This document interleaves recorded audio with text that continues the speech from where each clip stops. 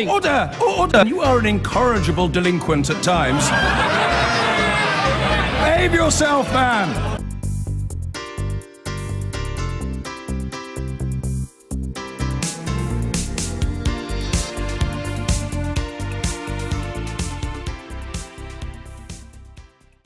It's coming out to midday. Big Ben there in all her glory, or its glory. I don't know what. His glory. Prime Minister's questions. I covered all bases there, you see, gender neutral. Prime Minister's questions on his way. Laura Kuenssberg is here. It's the Elizabeth Tower. I know that. God, you're worse than our viewers. Sorry. That's what they say all the time. It's another beauty. Another one. Boom, boom, boom. So we talked earlier in the programme about David Davis and the European Court of Justice continuing to have jurisdiction over us through the transition period. Yes. How has that gone down with the Brexiteers? Well, can I even stop you there? You say transition period, but many Brexiteers would rather say implementation phase. The minister's been using that language this morning, but we know it's a transition. Well, this is interesting because for some powerful, loud voices on the Tory backbenches, it is absolutely vital that it is an implementation phase. Now, before our viewers want to throw their dictionaries at the television, the important thing about the distinction between these two words and why Brexiteers are worried about ministers slipping into talking about transition, as David Davis did actually this morning, is that an implementation phase as set out by the Prime Minister at Lancaster House, the whole idea of that is that both sides are preparing for the new arrangements. I'm going to have to stop you there, Laura. We're definitely going to come back to this, but for the moment, I apologise. We go straight to the House of Commons. Memorial Day this Saturday, and in remembering all those who endured such appalling suffering in the Holocaust. Mr. Speaker, this morning I had meetings with ministerial colleagues and others. In addition to my duties in this House, I shall have further such meetings later today, and later I will travel to Switzerland to attend the World Economic Forum, and who knows, I might even bump into the Shadow Chancellor while I'm there. Stephen Metcalfe. Thank you, Mr. Speaker. As you will know, and my right honourable friend will know, last week was the very successful launch of the Era of Engineering campaign, aimed at changing the perception of engineering and inspiring the next generation of engineers. I know that the Prime Minister is personally committed to this campaign, so can I therefore invite her to join me and 80,000 young people at this year's Big Bang Fair to reinforce the message that engineering is a great career and open to everyone, regardless of background, ethnicity and gender.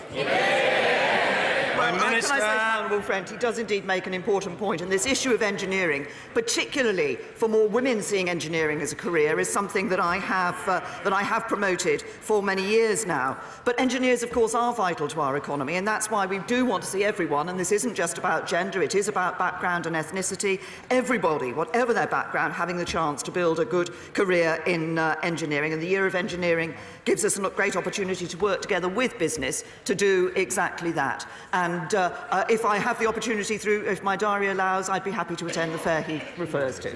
Jeremy Corbyn. Thank you, Mr. Speaker. I join with the Prime Minister in commemorating Holocaust Memorial Day. Many members will be signing the Book of Remembrance. Many will be attending the event tomorrow.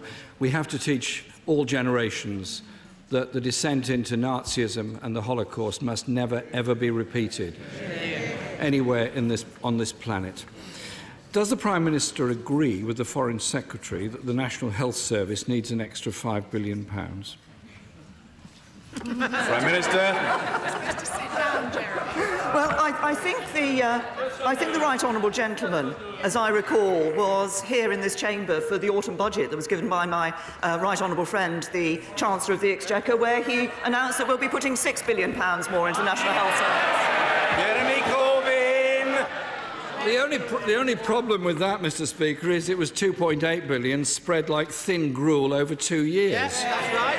2 weeks ago, the Prime Minister told the House, and I quote, "It is indeed the case that the NHS was better prepared this winter than ever before."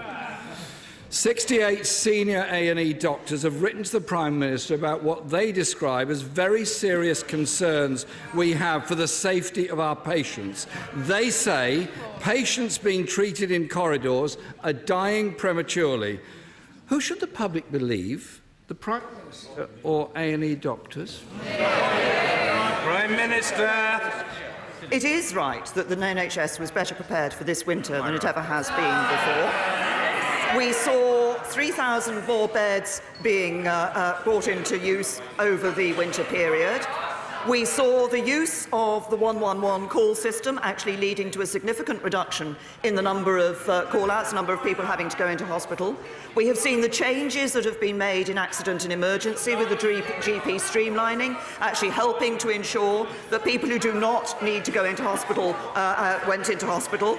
Overall, we have seen 2.8 million more people last year visiting accident and emergency than did so in 2010. Our NHS is indeed providing for patients. There are winter pressures. We were prepared for those winter pressures, and we will ensure, as we have done every year under this Conservative government, that the NHS receives more funding. Jeremy Corbyn! Mr. Speaker, since 2010, we've lost 14,000 NHS beds. Yes, the King's Fund, the Health Foundation and Nuffield Trust all agree the NHS needs another £4 billion. In December, the month just gone, the NHS England recorded its worst ever A&E performances, with more patients than ever waiting over 4 hours. Now, the UK Statistics Authority say the numbers may be worse because the figures have been fiddled. Can the Prime Minister tell the House when figures calculated in line with previous years will be published? Prime Minister. I have to say to the right honourable gentleman that the NHS is open in publishing a whole variety of figures in relation to the targets that it has. We are putting more money into the NHS year in and year out, and we are continuing to do that. But if he wants to talk about figures and about targets being missed, yes, the latest figures show that in England 497 people were waiting more than 12 hours. But the latest figures also show that under the Labour government in Wales, 3,741 people were waiting more than 12 hours. Mr. Speaker, the Prime Minister is responsible for the underfunding of the Welsh Government and the needs of Welsh. And despite that, the overall Welsh Labour health budget has grown by 5% in 2016-17. It's Labour Wales with a problem of underfunding from a Conservative government based in Westminster. So far, Mr. Speaker, this winter, 100,000 patients have been forced to wait more than 30 minutes in the back of an ambulance in NHS England, for which she is responsible. Yet still, the Prime Minister refuses to give the NHS the money it needs. Can she tell us how many more patients will face life-threatening waits in the back of ambulances this winter? I say to the right honourable gentleman that of course we want to ensure that people aren't waiting in those ambulances. But the only answer he ever comes up with is the question of money. The question... No, that this is... No. The question is this. The question is this. Why are there some hospitals where the percentage of patients waiting more than 30 minutes is 0, and other hospitals where the percentage of patients waiting more than 30 minutes is considerably higher? And if he wants to talk about funding, perhaps we should look at what the Labour Party promised at the last general election last year. It's all very well shadow ministers shouting about the comparison of money. The point is that at the last election, the Institute for Fiscal Studies said this: Labour and the Conservatives are pretty much on the same page. There's not much to choose between them in terms of the money they'll put into the NHS. Corbyn! The Labour government wouldn't be underfunding the NHS. A Labour government wouldn't be privatising the NHS. A Labour government wouldn't be underfunding social care. A Labour government would be committed to an NHS free at the point of use as a human right. Mr. Speaker, according to a whistleblower, as many as... Hang on.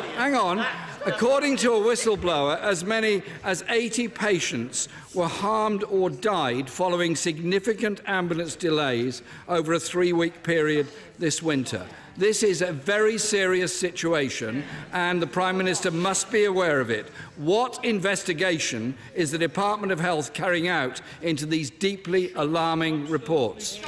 Prime Minister. Right, honourable gentleman, that when we hear reports of that sort, of course they are very alarming. And that is why the Department of Health does make sure that investigations do take place. Now, that may be undertaken by the Department of Health or by the particular trust involved, the ambulance trust or the hospital. But these issues are properly investigated because we don't want to see that happening. We do want to see people being properly cared for. And if there are lessons to be learned, then they will be learned. Because what we want to do is our support for the NHS is about providing it with the funding, the doctors, the nurses, the treatments, the capabilities that it needs in order to be able to deliver for patients. That's why we're backing the NHS with more funding. That's why we're ensuring they get the best treatments, and survival rates for cancer are higher than they've ever been before.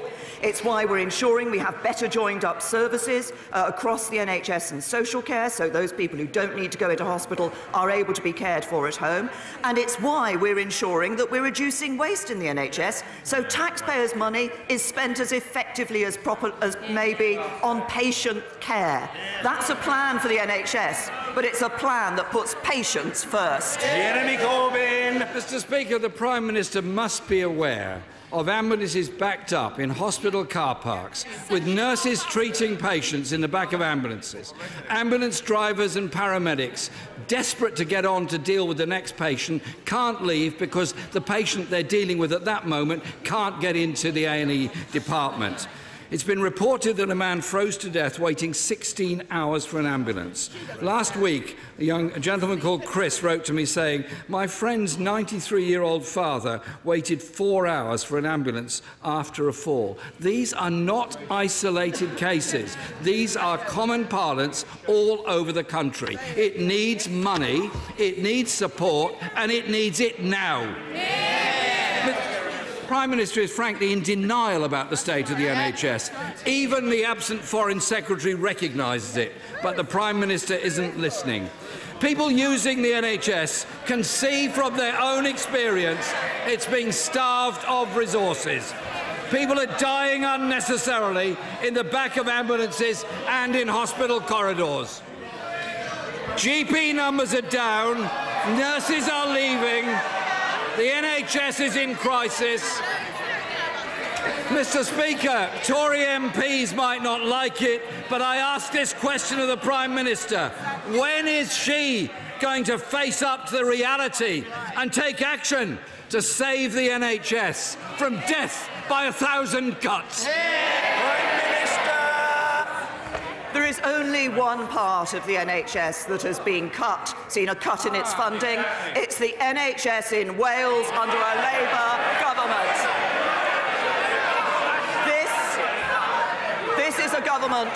This is a government that is backing the NHS plan, that is putting more money into the NHS, that is recruiting more doctors and nurses, that is seeing new treatments come on board which ensure that people are getting the best treatment that they need. Because this is a government that recognises the priorities of the British people. Priorities to ensure that our NHS remains a world-class healthcare system, indeed the best healthcare system in the world. Priorities to build the homes that people need, to make sure that our kids are in good schools. This is a government that is building a country that works for everyone, and a country in which people can look to the future with optimism and hope. Chris Green. Thank you, Mr. Speaker. The British people need to be confident in the integrity of our voting system. So what is my right honourable friend doing to follow up on Sir Eric Pickle's report, Securing the Ballot, to minimise voter fraud, whether this is for referenda, general elections or local elections? Prime Minister. My friend has raised an important point. Can I, as he was on his feet, so congratulate him for, I believe, a very good council by-election result in Hutton when the Conservatives took a seat from the Labour Party, but he raises an important issue about strengthening our electoral process and enhancing the confidence people have in our democratic processes. And we're shortly going to be running pilot schemes in 5 local authorities to identify the best way to implement voter ID nationality. And in Tower Hamlets, in Slough and in Peterborough, they're going to be piloting measures to improve the integrity of the postal and proxy vote process. Our democracy matters, but it's important people can have true confidence in it. Good. Thank you, Mr. Speaker. Can I wish you a happy Burns Day for tomorrow? And can I associate myself with the remarks of the Prime Minister for Holocaust Memorial Day? We should never forget the horrible tragedies and the price that people had to pay. But we should also remember the genocide which has happened in many territories since that time as well, and we all must work to eradicate that scourge from our society. Mr. Speaker, earlier this week, the Royal Bank of Scotland Chief Executive Officer Ross McEwan admitted in a leaked memo that closing 22 local branches would be painful for customers. 13 towns are to lose their last bank in Scotland. Prime Minister, I will give you one other opportunity. As the majority shareholder, will you meet with RBS and make the case to keep the bank branches open? Prime Minister. Well, the right honourable gentleman has asked me this question on a number of occasions, and I've made the point in response to every one of those questions, and the answer isn't going to change today. These are commercial decisions for the banks involved. We do have a duty as a government. We look at how the market's working for people. That's why we established the access to banking standard that commits banks to carry out a certain number of steps before closing a branch. And it's why we welcome the Post Office, who's also reached an agreement with the banks that allow more customers than ever before to use Post Office services. So around 99% of personal customers are able to carry out their day-to-day banking at a post office as a result of that new agreement. That's the government making sure that people are covered by the services they need. Ian Blackford. Mr. Speaker, I would simply say to the Prime Minister, we own RBS. It's time that you took your own responsibilities. By closing these branches and replacing some with mobile banking vans, which do not provide disability access, the Royal Bank of Scotland appears to be in breach of the UK Equality Act. Wheelchair user Sandra Borthwick has described her experience of banking outside as degrading. Does the Prime Minister agree that RBS has a legal responsibility to offer equality of services to disabled customers? And will she hold RBS to account on this issue? Prime Minister. To the right honourable gentleman, of course, we all want to be able to see that all customers are able to access the services that they need. That is both customers who are disabled and customers who live in remote areas. As I've said to him, this is a commercial decision that has been taken by the Royal Bank of Scotland. It is not.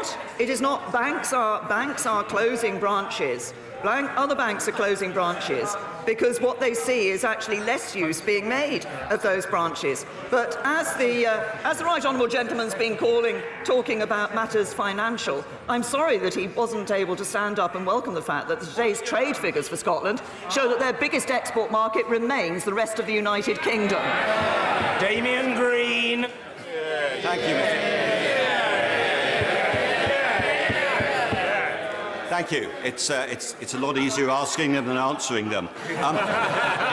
It's vital for long-term prosperity that the government maintains infrastructure investment.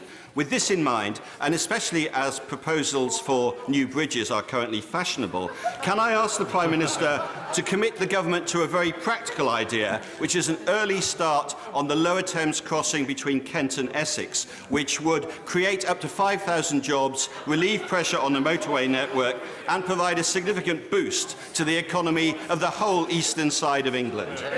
Prime Minister.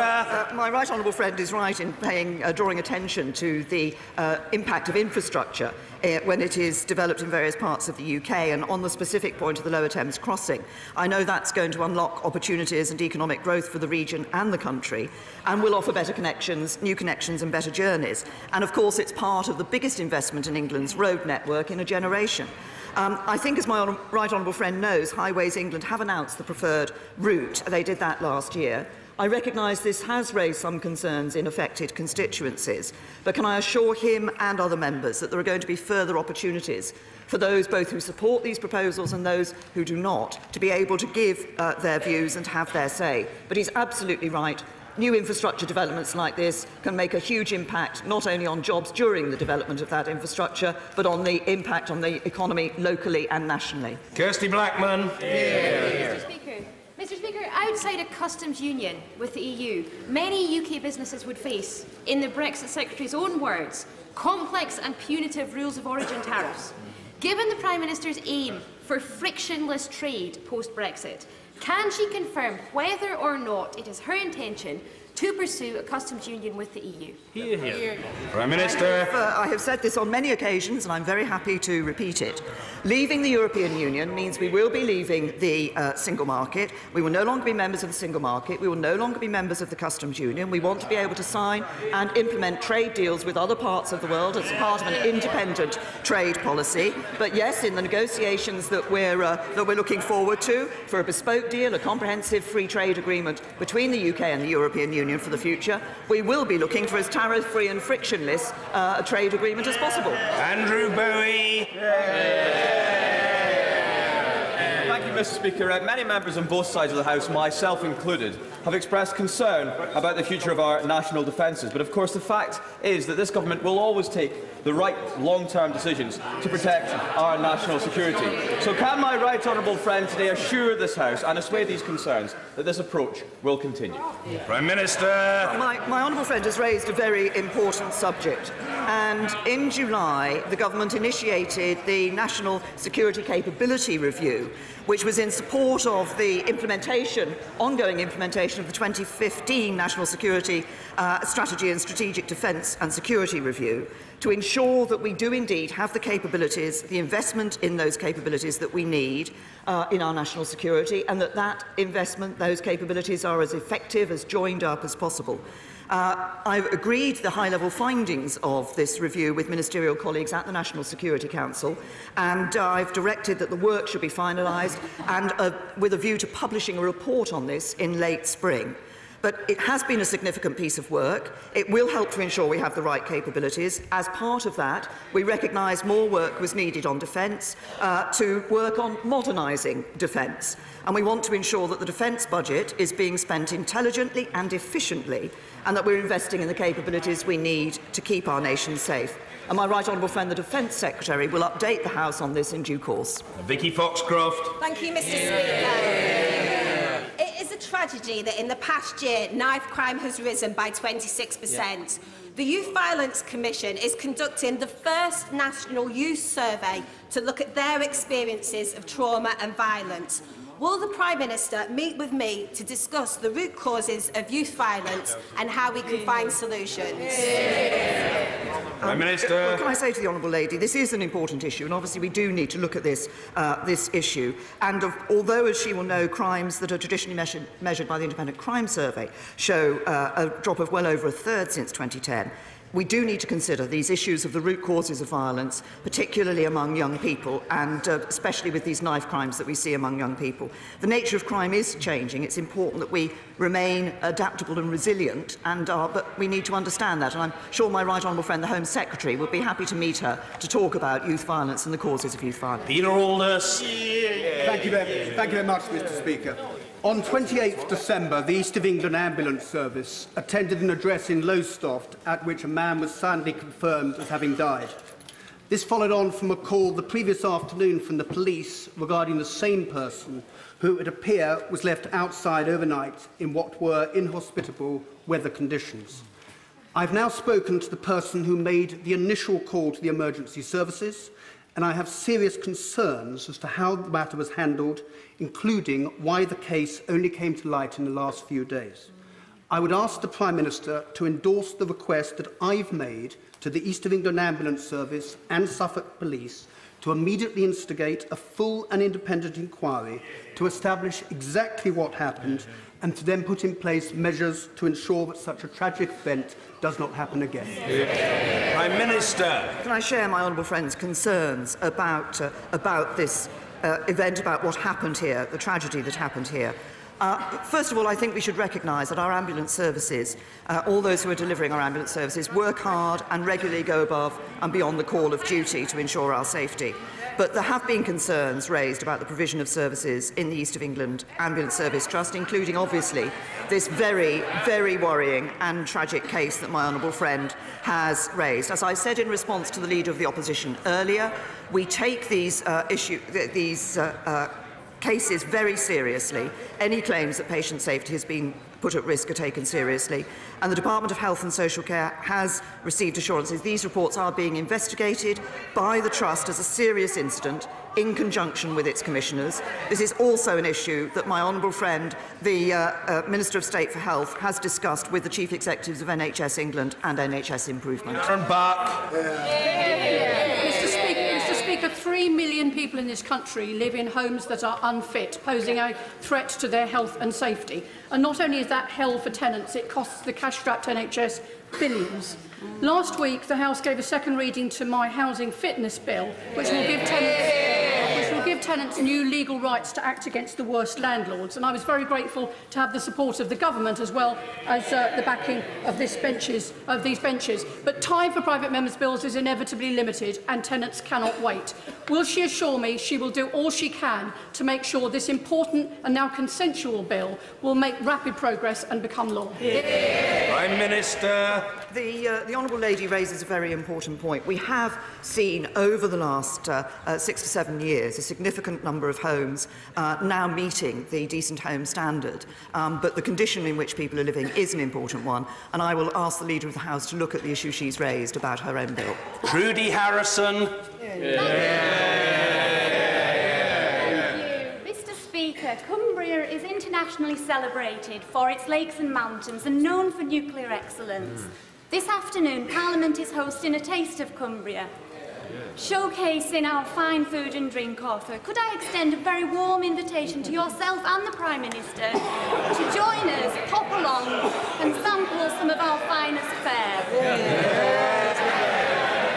Well, can I say to my honourable friend that I'm afraid my diary does not permit me to attend the Taste of Cumbria event this afternoon.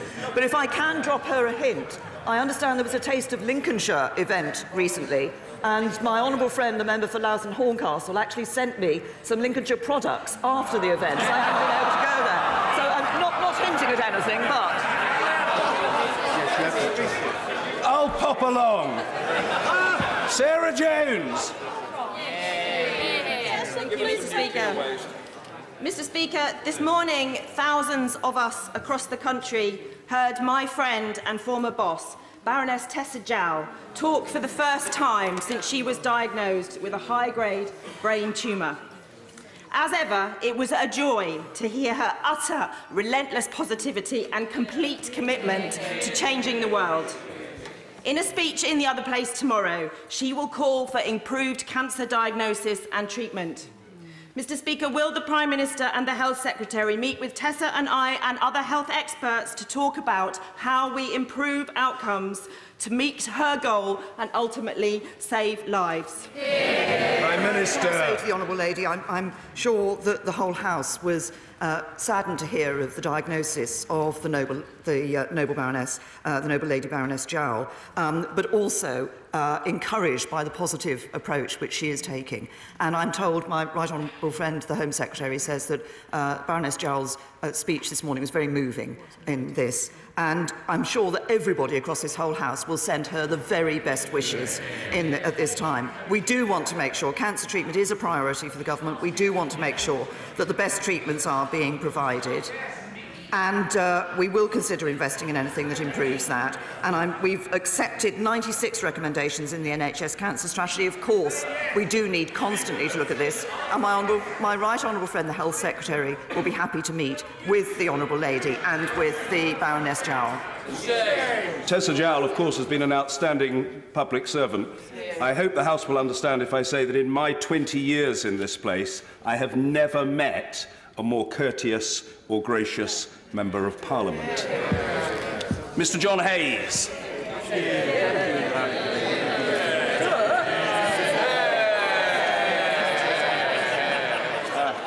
I'm only just beginning, Mr. Speaker. The Prime Minister will know of the devastation, debt and despair caused by fixed odds betting terminals, which have now become widespread. Far cry from the charm of the bingo hall, the pool's coupon, or the style of the Sport of Kings. Given that there's a review, will she meet me and others to discuss how the maximum bet on these terminals can be reduced, and take the chance simultaneously to plan a crackdown on the online gambling sites which target young children? Mr. Speaker, the stakes are too high to gamble with our children's futures.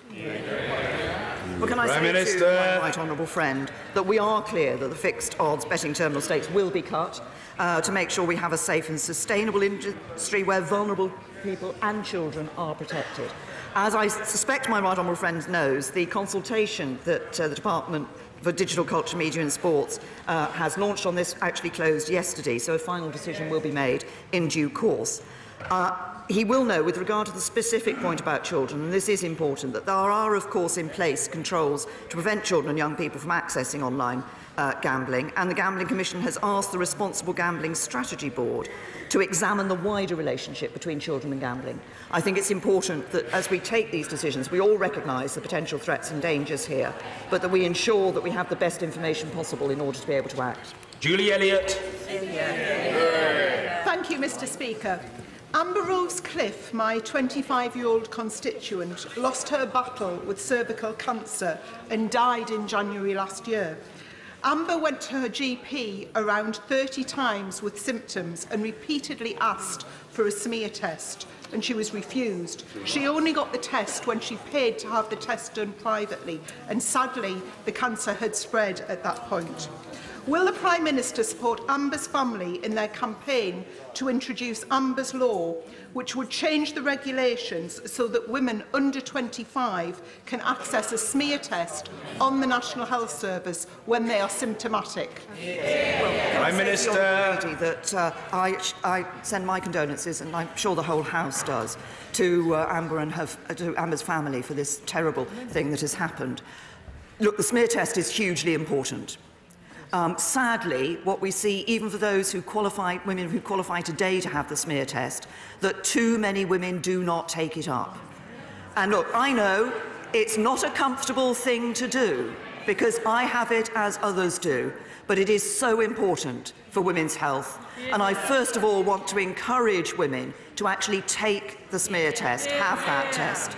Secondly, she's raised an issue about the availability of that test, and I will ask my right honourable friend, the Secretary of State for Health, to look at this issue. It is a question that's been raised before for those who are under the age of 25. Of course, action has been taken in terms of the vaccine that has been introduced for teenagers.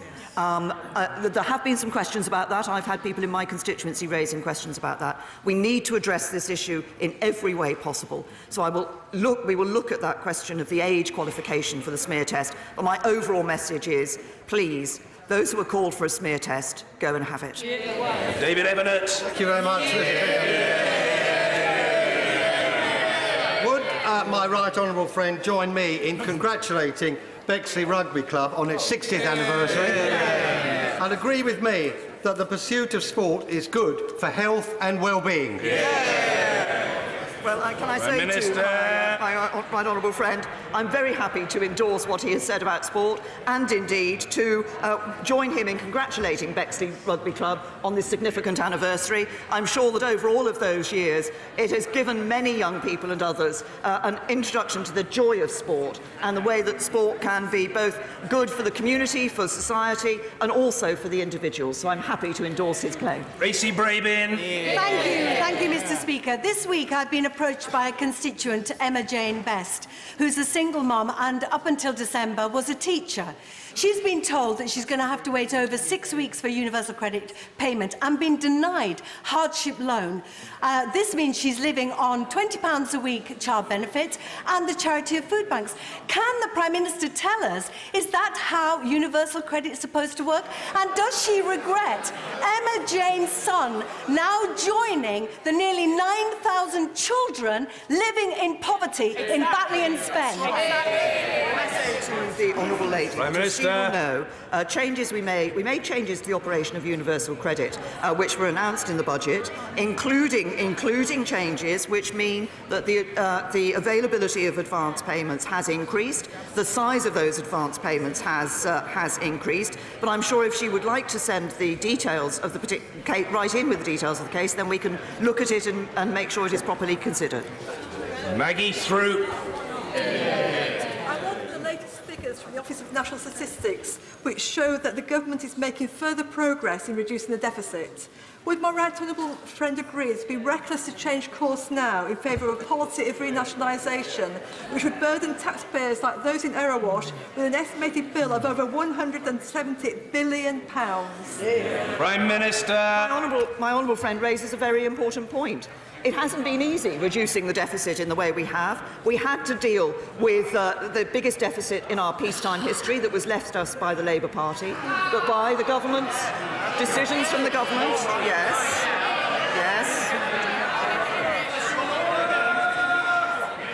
Labour may not like hearing that, but it's what happened. It is by the hard work of the British people and by decisions that the government has taken that we've been able to reduce that deficit. But £170 billion extra in order to meet the ideological desires of the Leader of the Opposition would saddle people up and down this country with higher debt, and ordinary people would pay the price. Edward Brock. Thank you, Mr. Speaker. Will she instruct the DWP to release the details of benefits claimants with disabilities who have taken their own lives after their claims were turned down, stopped without notice, or significantly reduced? Prime Minister. Can I say to the honourable lady that the DWP does not give details of individuals with whom it deals, and that's absolutely right. It's absolutely right. What it does do is ensure that we have a welfare system that provides support to those who need it, and a welfare system that increasingly encourages those who can to get into the workplace, because we continue to believe that work is the best route out of poverty. Nicky Morgan. Thank you very much, Mr. Speaker. In a December press release, the Bank of England described the UK's financial system as both a national asset and a global public good. Does my right honourable friend think it's unreasonable that the UK's financial services sector, which pays billions of pounds in taxes, wants to hear the government's ambitions to ensure the City of London remains a global preeminent financial centre, in the same way that the government set out its ambitions for other sectors last summer? Prime Minister. I say to my right honourable friend that I have said in this chamber that we retain that ambition for the City of London to remain a global financial centre. I've said it outside this chamber, and it is indeed what we are working on. And I was very pleased to welcome a number of senior representatives from the financial services sector to number 10 Downing Street only a matter of weeks ago to sit down with them and talk to them about how we can ensure that we do exactly that. London's place as a financial centre for the world is not just a benefit to the United Kingdom, it's a benefit to the global financial system, and it's also a benefit to the European Union. Mr Tanmanjeet Singh Desi. Thank you very much. It's absolutely wonderful, Mr Speaker, that while others are talking about building walls, we in Britain are talking about building bridges. Connecting communities together despite Brexit. But let me reassure our American friends that the Mexicans, no, the French, will be paying for it because our NHS needs to be properly funded first. However, can the Prime Minister confirm that rather than building airy-fairy 22-mile-long bridges over the English Channel or a £50 billion Boris Airport in the Thames Estuary, when will the 6-kilometre rail track, the Western Rail link to Heathrow, from my Slough constituency, connecting Wales, the south and the west directly to Heathrow, when will that finally be built, or will we be subjected to further sluggish studies and consultations? Prime Minister. Can I say to the honourable gentleman that I believe there is very strong cross-party support for the Western Rail link for Heathrow. The honourable gentleman has expressed his support. My right honourable friend, the member for Newbury, has also been supporting this. It would reduce journey times for passengers from the South West. It could support the Thames Valley economy as well. It's something that I myself have looked into as a Thames Valley MP previously. Development funding has been committed for this project, and the Department of Transport is going to provide further detail on the timing in due course. Dr Andrew Murison. Can I congratulate the Prime Minister and the parties in Northern Ireland for the resumption today of talks at Stormont? What more can be done to ensure that the executive is restored and the nightmare of direct rule avoided? Prime Minister. My honourable friend is absolutely right that the people of Northern Ireland need strong, devolved government and political leadership. And they cannot continue to have their public services suffer by the lack of an executive without ministers making key policy and budget decisions. So we are determined to re-establishing a fully functioning, inclusive, devolved administration that works for everyone in Northern Ireland. We believe that a basis for a deal exists, and that's why, as my honourable friend has said today, my right honourable friend, the Northern Ireland Secretary, has started a set of political talks to restore the executive. I believe this is very important. I would strongly encourage all parties to come together and focus on the job of restoring devolved government in Northern Ireland. Thank you, Mr. Speaker. Over Christmas, Toon Aid and Newcastle United football fans raised over £50,000 for the West End Food Bank in my constituency, which you are soon to visit, Mr. Speaker, helping to feed people like John, who, despite having COPD, arthritis, dyspepsia, prostatism, type 2 diabetes and anxiety and depression, was sanctioned for not working hard enough to try and find work. Will the Prime Minister congratulate the people of Newcastle on their generosity, and will she explain why it was necessary? Prime Minister. I say to the honourable lady that I applaud all those who give their time voluntarily, raise money for across the board in terms of the activities. She's raised a specific example of the work of people in Newcastle, and I commend people for when they do raise money for causes. Can I just say to the honourable lady, I can't discuss an individual case across this dispatch box, as she well knows. I think it is important that we do ensure that we have a system which does work properly and fairly. And I'm sure if she wants to raise the individual case with the Secretary of State for Work and Pensions, it will be looked into. Heidi Allen. Very much indeed, Mr. Speaker. The Prime Minister will know the very welcome introduction of the national minimum wage has created an as yet unresolved difficulty for the care sector. Specifically for 24-hour care for those with significant learning difficulties. The issue is commonly referred to sleep-in shifts and owed monies to HMRC. Would the Prime Minister agree to meet with me and a number of concerned colleagues to see how we can best find a way forward through this impasse? Prime Minister. My friend raises an important issue, and this is an issue which is of concern to a number of organisations and to those others around the House. I'm very happy to meet her and look into this particular question. I would say to my honourable friend, this is a matter that the Cabinet Office has been looking at and working with the relevant government departments, now the Department for Health and Social Care, to find a resolution to this issue, which I know has caused concern. That's why there have been measures taken to defer the implementation of certain aspects of this, but we continue to work on it and are happy to look into it. Finally, John Woodcock. Thank you, Mr. Speaker. No one has been charged with Poppy Worthington's death, despite the 13-month-year-old probably having been anally penetrated in the hours before her death at home. Poppy was not known to social services, despite a staggeringly troubled family history. So will she agree to our cross-party calls for a public inquiry so that we can learn the lessons from this and make children safer across the country? Prime Minister. I say to the honourable gentleman that I think this is a case that has shocked and appalled everybody around the country when they have seen the horrific abuse that was carried out and obviously the tragic circumstances of Poppy's death. And I'm sure everybody will join me in offering our condolences. As I understand it, the Crown Prosecution Service has announced that it is considering the coroner's decision in liaison with the Cumbria Constabulary. And I think what is right is that we actually allow that process to continue to take place, and we await the outcome of it before considering when any further action is needed. But I can assure the honourable gentleman that I think everybody across this House is well appraised of the significance of this issue and how appalling this tragedy was, and the need for us to ensure that there is indeed justice, but also that lessons are learned from it. Thank you. Order.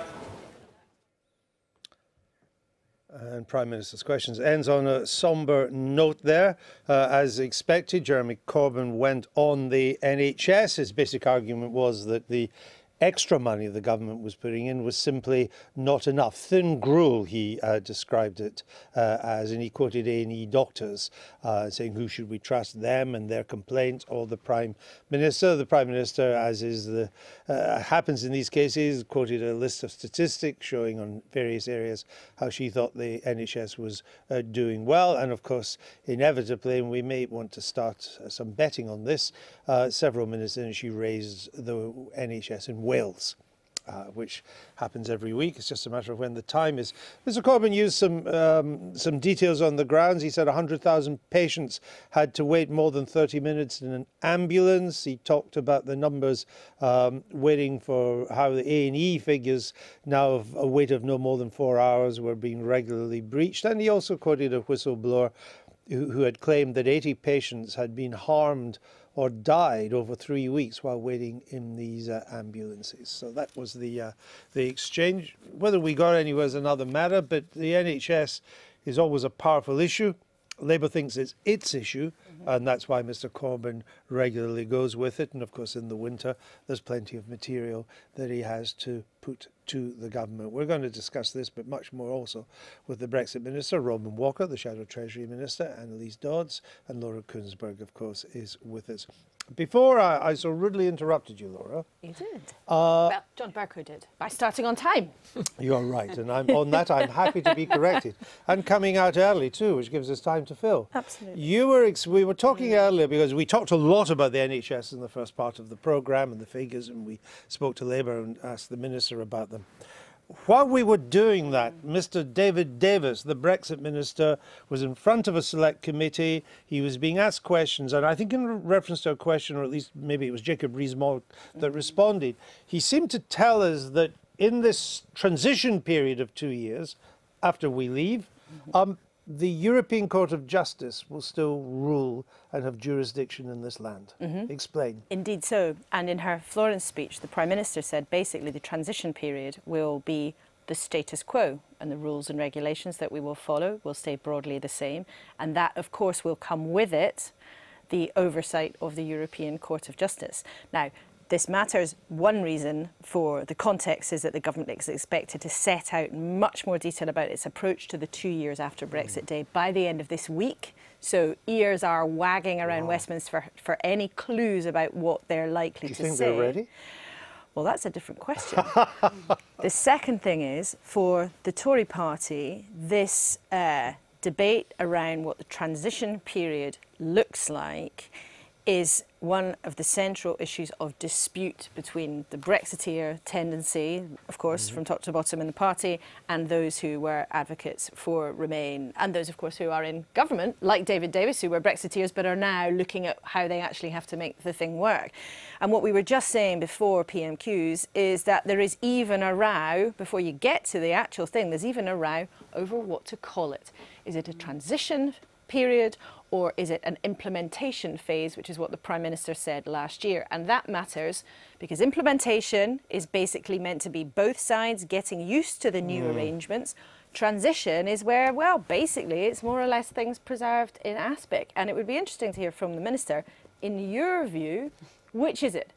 Implementation or transition? Because this matters to lots of people on who you're about. Good question. Well, I think the honest answer, if you look at the joint report that we agreed at the end of last year, is it is both. It refers to both terms. But I think it's important to reflect the fact that this is not a question of do we stay in the EU. It is we are leaving the EU, but we are taking time to do it in a smooth and orderly way. But there are two very different things, Minister. While they're not, there is a period, if you have 2 years, where both sides, the EU and the UK, get used to a set of new arrangements, which would be agreed. Which would be agreed.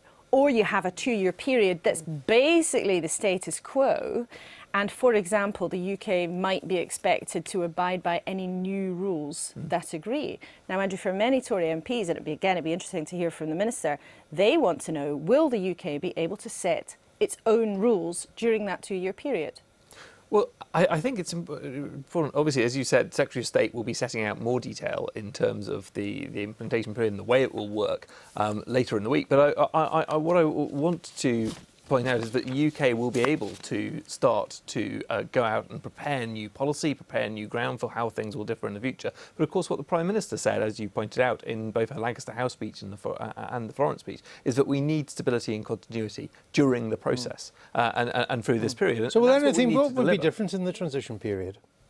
We will no longer be a member of the European Union. Yeah, but other than that, well, that's a pretty significant point. Except therefore, it doesn't change when people get out of bed in the morning, prepare for the future and to prepare for an independent trade policy, for instance, to go out and talk to third countries in a way that at the moment, because of the duty of sincere cooperation, we can't.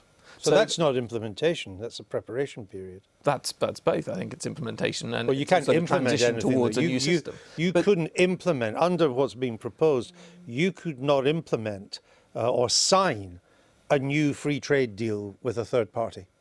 I think that's something that, obviously we're entering negotiations on this implementation period, but we would be very clear that we want to be going out and talking to third countries around these arrangements, putting those arrangements into place so that they're ready for the point at which we leave. And I think there is agreement from both parties about the benefits of having time to prepare, and not just from the business perspective, which we've heard loud and clear from businesses in all sectors across the whole economy, but also from the perspective of governments being able to prepare for new arrangements that might be in place between us in the future. But there is a lot of anxiety about what the actual answers to these kinds of questions are on the Tory backbenches, which was demonstrated by Jacob Rees-Mogg, who matters not just because we know that Tory members tend to think that he's rather a splendid thing, but also because he is the head of the European Reform Group, which is a group of Brexit. The research group, I think. Forgive me, it is the research group. You're quite right. Who are a powerful group on the Tory backbenches. Quite well informed too. They do their research. And, I know that you didn't quite answer, Minister, there, whether or not we will be allowed to set our own rules and regulations independently of the EU during the transition or implementation, whatever you want to call it. And I suspect in the next few days there may well be some rumblings inside the Tory party on this that may become rather more public. Well, you didn't get an answer, and I'm glad you didn't, because I didn't get an answer. And it would have looked really bad if you'd got one. I mean, it would just not have been good. The politics of this are interesting, though, because if the transition period goes up to, say, December 2020 or even into March of 2021, assuming this Parliament runs its life, that's quite a big assumption, but assuming it does, there's only a year to the next election as well. I mean, there's not much of a period on which to fight an election in which people will really have any sense of being able to say, yeah, well, I'm glad we did this, or it's turning into a disaster, because there just won't be enough time. Yeah, no, absolutely. And if I may, I feel bad referring to the previous conversation, but I think a lot of viewers will be thinking, why are we talking just about the interests of a very small number of Conservative backbenchers, and why aren't we talking about the interests of this country? And the message that's come across to me very, very clearly from business, we had it again this week with the Customs Bill Committee, is they really need that certainty. They need to know that they're going to be sticking with existing rules. And all of this talk about whether we've got a transition period, implementation period, half in, half out, whatever it is, this is really not helping. And in some sectors, we've got some evidence now that it's actually costing jobs. You know, it's holding up investment decisions, which is very, very worrying. It's not showing up in this morning's unemployment figures, is it? Well, that you're right. They have increased. Nobody's going to say that's a problem. But actually, you look at different sectors where, you know, for example, not staying part of the EU's trade remedies regime, or at least not having rules that are as strict as that regime, could mean that we'd be, you know, flooded with Chinese imports, potentially be in a really, really difficult position. Well, you mean unlike now? Well, no, to be fair, at the moment, we've got a number of trade remedies in place which stop. I understand. And if we didn't have those, and the government is threatening to take those away because it's not willing to have strong enough remedies, we need to have that security. And being held to ransom by somebody like Jacob Rees-Mogg, you know, I've got nothing against him individually, but that's one person. You know, we're talking about potentially, 10, 20, 30 Tory backbenchers. They're not representing this country, and government should be driven by the country's interests. It sounds to me that the government's closer to you on this than it is to Jacob Rees-Mogg.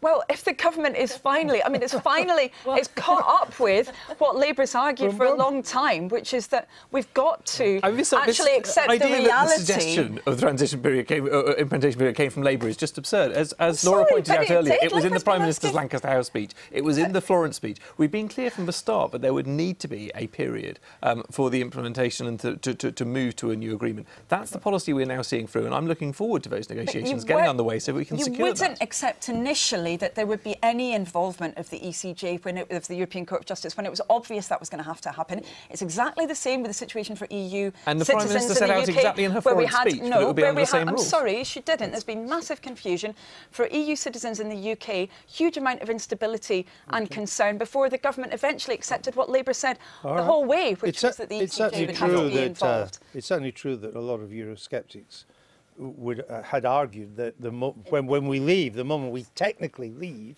that's when the ECJ should no longer. Yes, and I think there was a residual thing in phase one that they would have a residual locus on EU citizens, but that was meant to be it. And that was meant to be it. So we shall see. It is indeed the case that the Eurosceptic wing of the Tory party over the last 12 months has moved a bit about what they were willing to accept. There's no question about that, and there are some ministers who did start off thinking that there did not have to be a transition, and then they accepted that as you've just been suggesting. But I suppose the broader point here, the Tory party is not all peace and harmony about the transition period, which is the next phase of the huge Brexit challenge that we're just about to enter into the negotiations on. Okay. So watch this space. We shall watch this space indeed. In the next few weeks. Let me bring you back, Annalisa Dodds, to a more domestic issue.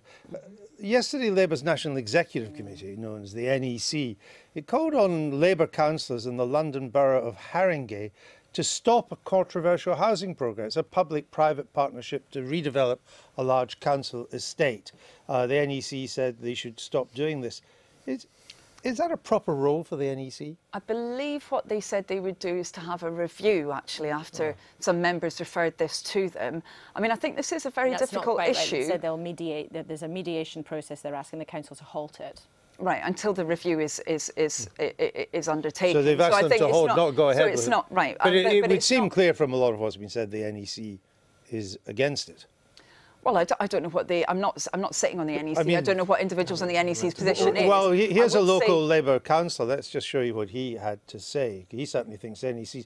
Okay, he says, "I serve the people of my borough first, not my party, regardless of what the Politburo," and I assume that means he's mentioning to the NEC, regardless of what the Politburo say. Well, I mean, it's funny, actually. I know Joe from a very long time ago, but He's I wouldn't a cabinet minister in the council. that language. I mean, I think the context for this is a situation where it's very, very difficult for councils to do regeneration now because of a lot of the rules around viability.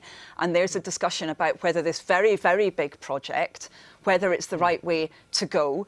I think probably it's not because it's too big. The elected Labour councillors of Haringey, most of them wanted to proceed. They were, some I read in the papers, were really quite excited about what this would do for this large council estate in terms of regeneration.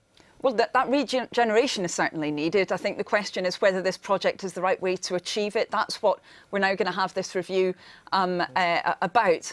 And I think it's important that we have that review. I hope this will raise more generally some of the problems that we have around regeneration, where, as I say, we're in a very, very difficult situation where developers hold all the cards and the government has done nothing to improve that situation. In fact, it's done a lot to make it worse. Who do you side with, the Haringey councillors or the NEC? Well, as I say, I don't know what the opinions of the individual NEC members are. They've said they're going to halt this to have that review. Yeah. I think that review is a good idea. I'm not going to prejudge anything and say I know all the ins and outs. I don't think that would be very clever. Do you think the NEC should turn its attention to Oxford Council? Your backyard? No, I don't think. But we have nervous laughter. We have the. No, I was laughing with you. I think John Lansman, if you're watching. There's a lot to be seen what's going on in Oxford, let me tell you. There's a serious point here, which is about that issue of regeneration and the fact that it's a point you've actually a serious point about the momentum to take over the Labour Party. Anyway. That's all, folks.